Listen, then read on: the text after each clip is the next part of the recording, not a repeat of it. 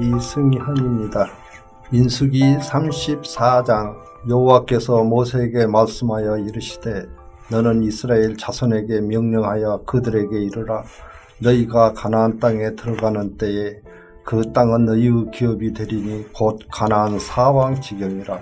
너희 남쪽은 에돔 곁에 접근한 신광야니 너희의 남쪽 경계는 동쪽으로 여매 끝에서 시작하여 돌아서 아그라빔 언덕 남쪽에 이르고 신을 지나 가데스바네아 남쪽에 이르고 또 하살 아달을 지나 아스몬에 이르고 아스몬에서 돌아 애굽 시내를 지나 바다까지 이르느니라.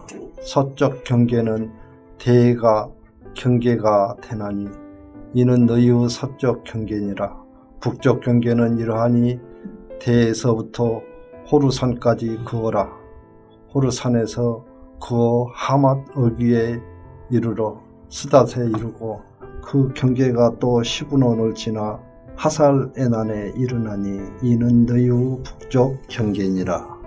너희의 동쪽 경계는 하살 에난에서 그 스밤에 이르고 그 경계가 또 스밤에서 리블라로 내려가서 아인 동쪽에 이르고 또 내려가서 기네넷 동쪽 해변에 이르고 그 경계가 또 요단으로 내려가서 여매에 이르나니 너희 땅의 사방 경계가 이러하니라. 모세가 이스라엘 자손에게 명령하여 이르되 이는 너희가 제비 뽑아 받을 땅이라. 여호와께서 이것을 9지파 반쪽에게 주라고 명령하셨나니 이는 루벤 자손의 지파와 갓 자손의 지파가 함께 그들의 조상의 가문에 따라 그들의 기업을 받을 것이며 므낫세의 반쪽도 기업을 받았습니다. 이 두 지파와 그 반 지파는 여리고 맞은편 요단 건너편 곧 해 돋는 쪽에서 그들의 기업을 받으리라. 여호와께서 또 모세에게 말씀하여 이르시되 너희에게 땅을 기업으로 나눌 자의 이름은 이러하니 제사장 엘르아살과 눈의 아들 여호수아니라. 너희는 또 기업의 땅을 나누기 위하여 각 지파의 한 지휘관씩 택하라. 그 사람들의 이름은 이러하니 유다 지파에서는 여분네의 아들 갈렙이요 시므온 지파에서는 암미우스 아들 스무엘이요 베냐민 지파에서는 기슬론의 아들 엘리다시요 단 자손 지파에서는 지휘관 요글리의 아들 붓기요 요셉 자손 중 므낫세 자손 지파에서는 지휘관 에보스 아들 하니엘이요 에브라임 자손 지파에서는 지휘관 십단의 아들 호무엘이요 스불론 자손 지파에서는 지휘관 바르낙의 아들 엘리사반이요 이사갈 자손 지파에서는 지휘관 아산의 아들 발디엘이요 아셀 자손 지파에서는 지휘관 슬로미의 아들 아히우시요 납달리 자손 지파에서는 지휘관 암미우스 아들 부다엘이니라 하셨느니라. 이들이 여호와께서 명령하사 가나안 땅에서 이스라엘 자손에게 기업을 받게 하신 자들입니다. 하늘에 계신 우리 아버지여, 이름이 거룩히 여김을 받으시오며 나라가 임하옵시며 뜻이 하늘에서 이룬 것 같이 땅에서도 이루어지이다. 오늘날 우리에게 일용할 양식을 주옵시고 우리가 우리에게 죄 지은 자를 사하여 준 것 같이 우리 죄를 사하여 주옵시고 우리를 시험에 들게 하지 마옵시고 다만 악에서 구하옵소서. 대개 나라와 권세와 영광이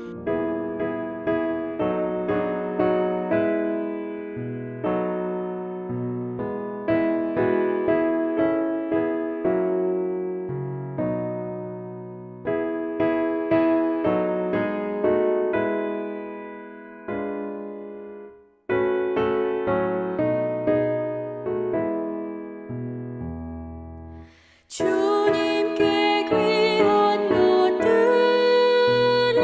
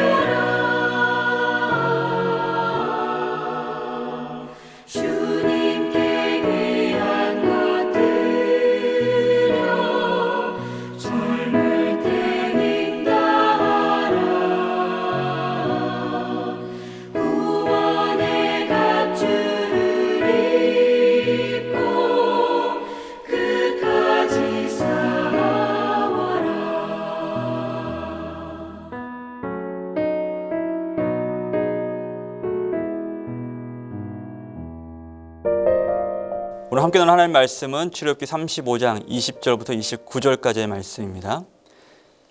그중 25절부터 29절까지를 제가 읽도록 하겠습니다. 마음이 슬기로운 모든 여인은 손수 실을 빼고 그 뺀 청색, 자색, 홍색 실과 가는 배실을 가져왔으며 마음의 감동을 받아 슬기로운 모든 여인은 염소털로 실을 뽑았으며 모든 족장은 호마노와 및 애복과 흉패에 물릴 보석을 가져왔으며 등불과 관유와 분향할 향에 소용되는 기름과 향품을 가져왔으니 마음에 자원하는 남녀는 누구나 여호와께서 모세의 손을 빌어 명령하신 모든 것을 만들기 위하여 물품을 드렸으니 이것이 이스라엘 자손이 여호와께 자원하여 드린 예물이니라. 아멘. 오늘도 주님의 평강과 은혜가 함께하는 하루 되시길 주님의 이름으로 축복합니다. 자, 어제에 이어 성막 건설을 위한 자원하는 백성들의 모습이 소개되고 있습니다. 안식일의 규례를 소개하고 마음이 원하는 자는 누구든지 성막 건설에 필요로 한 자원들을 가지고 나올 것을 말하자 각기 물러갔다가 마음이 감동된 자, 그리고 모든 자와 자원하는 모든 자가 와서 이 회막을 짓기 위해 쓸 모든 것을 하나님께 가지고 나옵니다.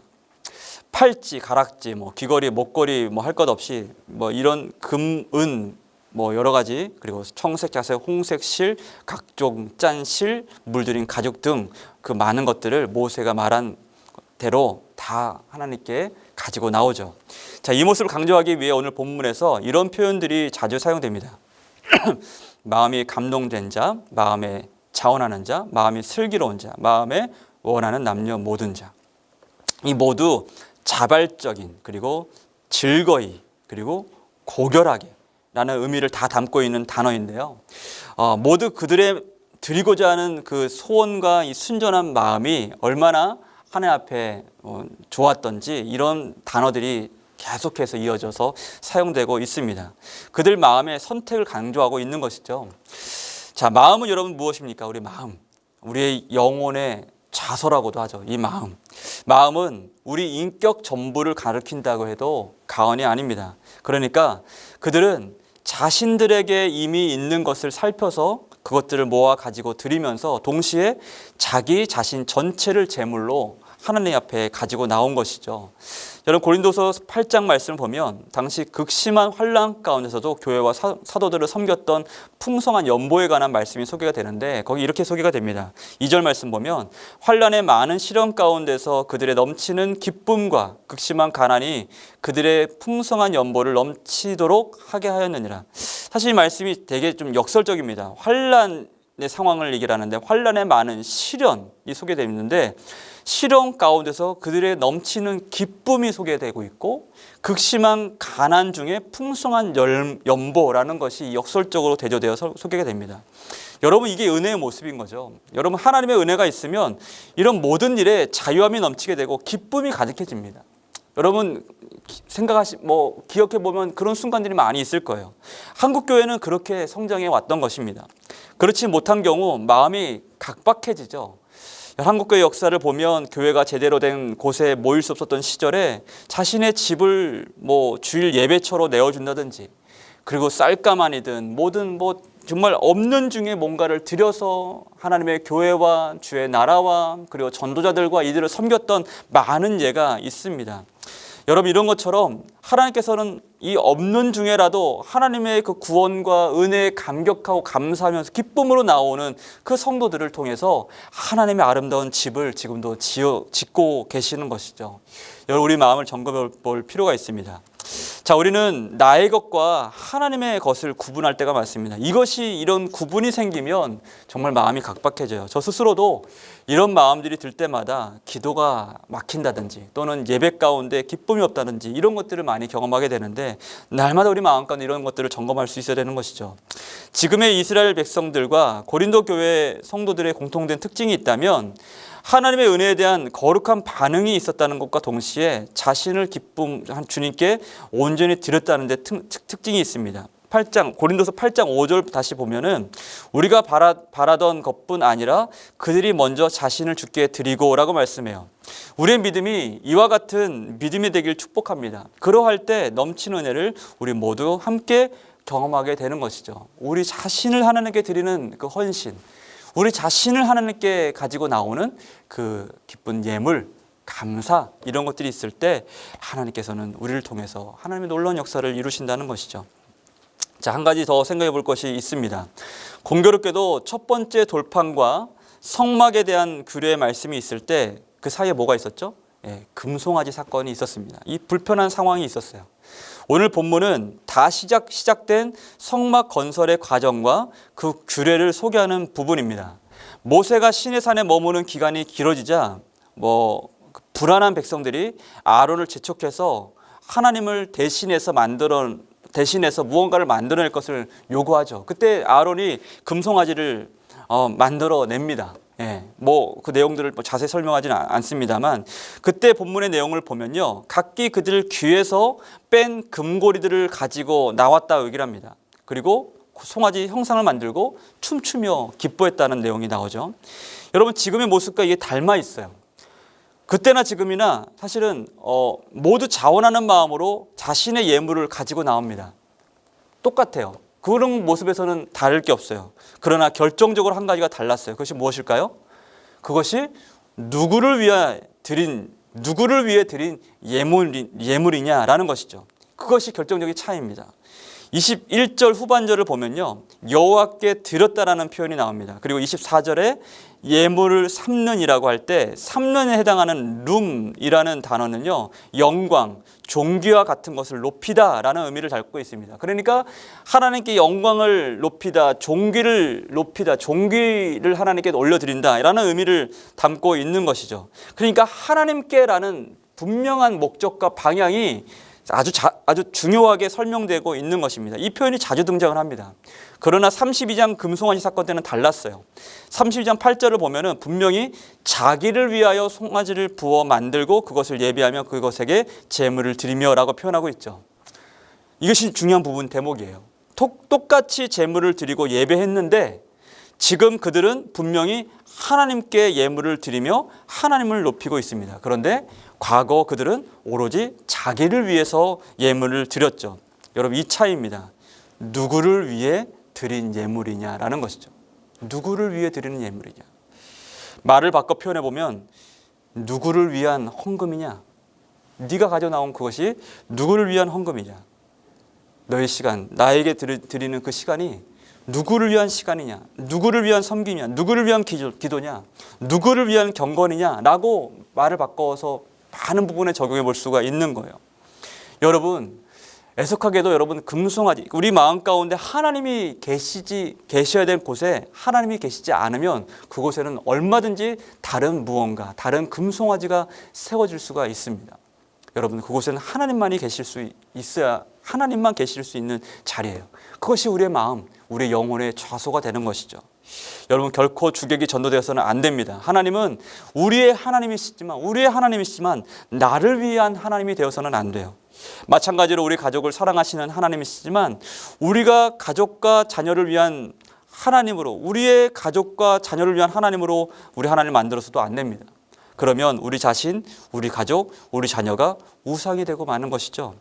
우리는 오로지 하나님의 영광을 위한 존재임을, 우리는 하나님의 영광을 위해 존재하는 자들임을 기억할 수 있어야 되는 것입니다. 여러분, 이것을 날마다 우리는 점검해야 돼요. 말씀을 통해서 우리 마음을 점검해야 합니다.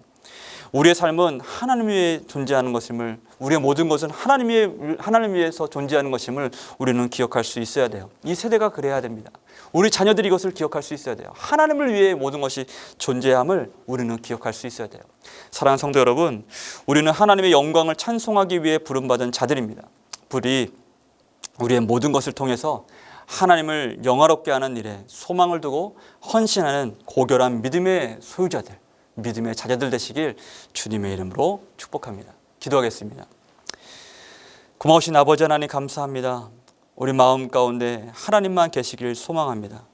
우리 영혼의 주인 되시고 우리의 영혼의 영원한 찬송 되시는 하나님, 주님만 예배한 우리 될 수 있도록 하나님 도와 주옵소서.